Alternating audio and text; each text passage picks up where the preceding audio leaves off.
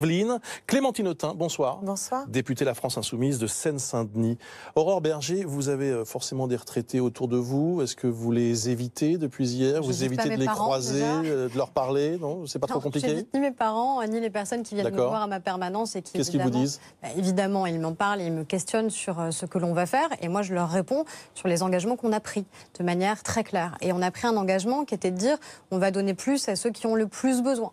Donc on va continuer à augmenter, au-delà de l'inflation notamment, le minimum vieillesse, c'est-à-dire pour les retraités qui sont les plus fragiles, l'allocation adulte handicapé également. Et puis on mise sur le travail. Et c'est tout ce qu'on a fait depuis un an, avec à la fois, et on l'assume, renforcer les entreprises, mais aussi renforcer les droits des salariés. Je pense notamment à la formation professionnelle et aussi au gain de pouvoir d'achat.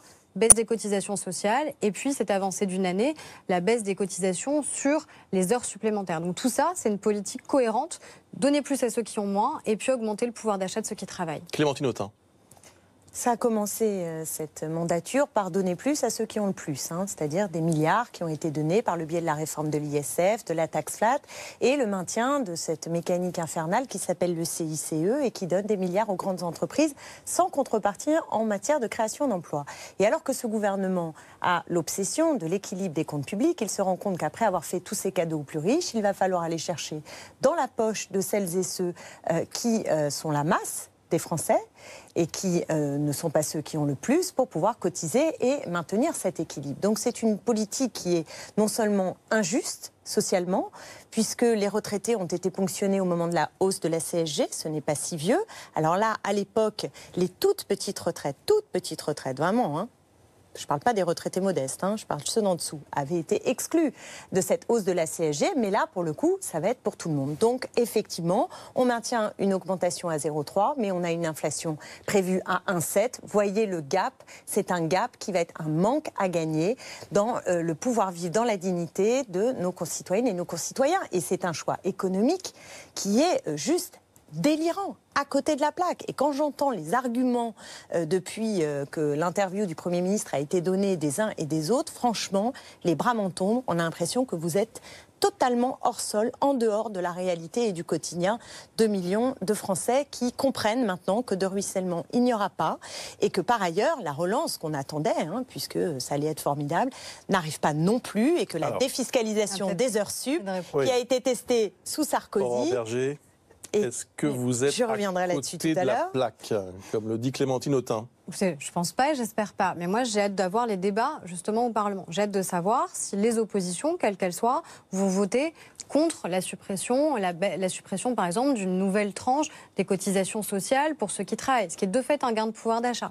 Est-ce qu'elles vont voter contre l'augmentation de l'allocation adulte handicapé? Peut-on rester, s'il vous plaît, juste sur les retraités qui ont quand même le sentiment aujourd'hui que la coupe est pleine? Mais je suis désolée, mais à un moment, moi, quand j'entends qu'on fait la poche à certains ou qu'on cible certains, ça n'est pas vrai. On fait des choix de politique publique. Il ne faut pas être schizophrène. On ne peut pas d'un côté dire on doit absolument tenir nos engagements sur la question de la dépense publique et sur la question de la dette. Et ce sont les retraités qui sont les premiers d'ailleurs à nous le dire en disant on ne doit pas faire reposer sur nos petits-enfants la dette qui s'est accumulée et dans le même temps refuser que l'on prenne des mesures qui sont des mesures en effet que j'assume de dire qui ne sont pas les plus populaires à avoir mais qui sont nécessaires et encore une fois qui ne viennent pas fragiliser ceux qui en ont le plus besoin. Et moi je suis très curieuse de savoir... Les retraités se plaignent souvent d'être défavorisés, d'avoir du mal à boucler les fins de mois. On le sait que les pensions sont petites.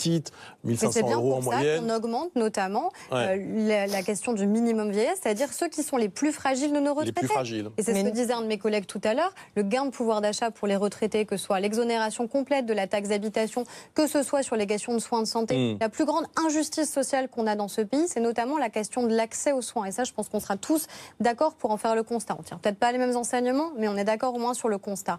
Se dire que d'ici la fin du quinquennat, plus aucun Français n'hésitera à aller se faire soigner, pour porter des lunettes, pour porter une prothèse dentaire ou une prothèse auditive. Et de fait, qui en sont les premières victimes? Ce sont les retraités. Et c'est eux qui vont en bénéficier. Et ça, c'est un gain de pouvoir d'achat net. Et clairement, je pense qu'on peut tous s'en féliciter. Je reprendrai, et nous l'avons beaucoup à l'Assemblée nationale, avec plaisir le débat sur l'état de la santé et de l'hôpital public dans notre pays, dont effectivement les personnes âgées sont les premiers normalement bénéficiaires, mais aujourd'hui beaucoup victimes d'un désengagement de l'État massif. Mais je voudrais répondre sur la définition défiscalisation des heures supplémentaires et ajouter un autre point. Nous aussi, on va s'amuser à regarder vos votes, parce que je pense par exemple au président de votre groupe, qui en 2012 s'était félicité que François Hollande soit revenu sur la défiscalisation des heures à l'époque, donc supplémentaires. Il avait fait un tweet qui d'ailleurs est ressorti à l'heure des réseaux sociaux, où il disait que c'était formidable. Enfin, on a laissé cela, comme tout ce qui relevait de l'ISF. Donc, vous voyez, chaque époque, mais la question, visiblement... est-ce que c'est une bonne ou une mauvaise mesure? C'est une mauvaise mesure, mais je vais vous dire, moi, je comprends les Français... C'est un gain de pouvoir d'achat pour les Français. Je vais vous dire pourquoi. Moi, je comprends les Français qui vont se ruer sur ces heures supplémentaires qui vont être à leur disposition, parce que leur pouvoir d'achat, leurs revenus sont très bas, parce qu'on a aujourd'hui des salaires qui stagnent, la baisse des cotisations voire qui sociales, qui est sauf une augmentation de que nous contestons, permettez-moi de vous le dire, la logique qui est sous-tendue, parce que derrière vous avez un chômage de masse. Or, défiscaliser les heures supplémentaires, c'est pas ce qui va permettre en dynamique de créer de l'emploi, premièrement, et deuxièmement, cette défiscalisation, elle a aussi un coût social, puisque vous êtes soucieuse des comptes publics. Alors vous pensez qu'on peut tout dilapider, on s'en fiche, austérité, règle d'or, et il n'y a plus de problème. D'ailleurs, et c'est ce sur quoi je voulais venir en deuxième point, c'est la question de la fonction publique. Parce que dans vos engagements, dans ce qu'a dit le Premier ministre, il propose de supprimer 10 000 postes de fonctionnaires dans l'administration d'État. J'aimerais vraiment savoir où est-ce qu'il va les supprimer. Est-ce que vous pouvez répondre à cette question? Quelles sont les pistes, quels sont les secteurs aujourd'hui de l'État il y répond où dans vous son pensez... interview sur les 4500 postes de fonctionnaires, où il le dit il explique les postes qu'il va augmenter et ce n'est pas ceux qu'il va supprimer. Vous avez peut-être lu un peu en diagonale son interview, mais si vous le lisez, il répond très précisément à cette question en disant qu'il y a 4500 postes de fonctionnaires qui vont être supprimés. Il donne notamment l'exemple... 10 000 en 2020. Il donne l'exemple notamment 2019, l'exemple notamment de Bercy et la question de l'audiovisuel public. Donc il précise en effet... Et là-dedans, il trouve 10 000 postes d'ici à 2020. L'interview, c'est 4500 postes. C'était 1600 l'an dernier, c'est 4500 cette année. C'est comme cela que c'est fait, justement parce qu'il le dit, il n'y a pas de coup de rabot. Moi, j'assume encore une fois, là où je trouve qu'il y a une confusion, c'est qu'il y a à la fois une politique en faveur du pouvoir d'achat, c'est ce qu'on dit. Le gain de pouvoir d'achat... Mais non, il n'y a pas de gain de pouvoir d'achat. Arrêtez de raconter n'importe quoi. Non, mais juste, Aurore Berger, je vous en supplie. J'aimerais juste finir. Diriger la France, ce n'est pas une agence de communication, Madame Berger, je vous assure. Très bien. Gain de pouvoir d'achat, c'est la baisse des cotisations sociales, c'est une évidence, et c'est aussi la baisse des cotisations sociales sur les heures supplémentaires. Et après, en effet, il y a la question du malheureusement pas baissé pour les familles, on le sait, avec les APL, les allocations qui ne seront pas malheureusement indexées sur l'inflation. Donc là, ça va représenter une baisse du pouvoir d'achat. Mais vous voulez comment vous faites pour augmenter le pouvoir d'achat? Moi, je l'augmente par le travail.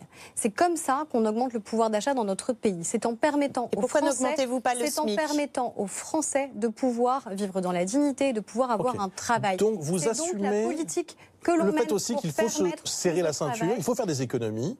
Après tout, la croissance est moins forte que ce qui avait été prévu dans un premier temps. Clémentine Autain, comment est-ce que vous faites? Attendez, juste sur ce point précis, il y a un budget.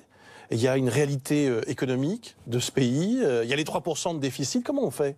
Il faut bien faire des économies, c'est ce que dit le Premier ministre. Oui, mais ces politiques telles qu'elles sont menées, libéralisme économique, assorti à de l'austérité budgétaire, c'est-à-dire réduction des budgets publics, a conduit partout en Europe au creusement des déficits. La Grèce nous le montre, après 9 plans de rigueur, la dette a explosé. Donc c'est faux cette histoire. C'est-à-dire qu'on nous raconte une histoire qui n'est pas la réalité économique. Du programme de déficit excessif, et c'est une bonne chose que la France tienne ses engagements au niveau européen. C'est une bonne chose pour tout le monde. Si je peux moi aussi terminer, ce que je veux dire, c'est que non seulement ça ne fonctionne pas pour répondre à la question qui est posée, mais surtout il y a une paupérisation de la société et un creusement des inégalités.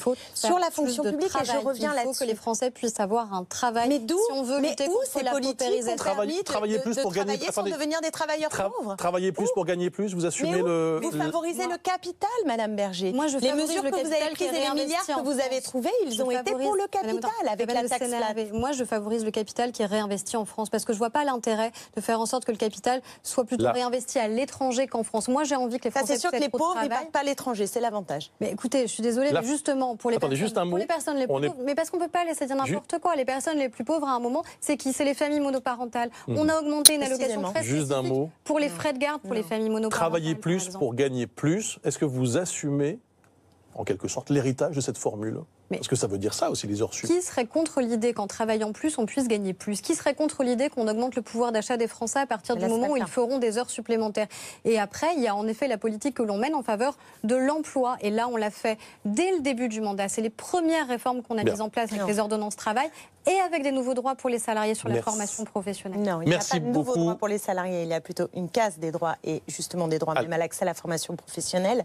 Et je vous assure, Madame Berger, je veux juste vous dire que c'est pas que je m'énerve, c'est que je ressens une très très grande colère et que je crois que dans ce pays, elle monte. La colère, c'est ceux qui n'ont pas de travail et c'est la raison pour laquelle on doit vous ne favorisez pas le travail, vous favorisez. Merci à toutes les deux d'avoir participé à ce débat.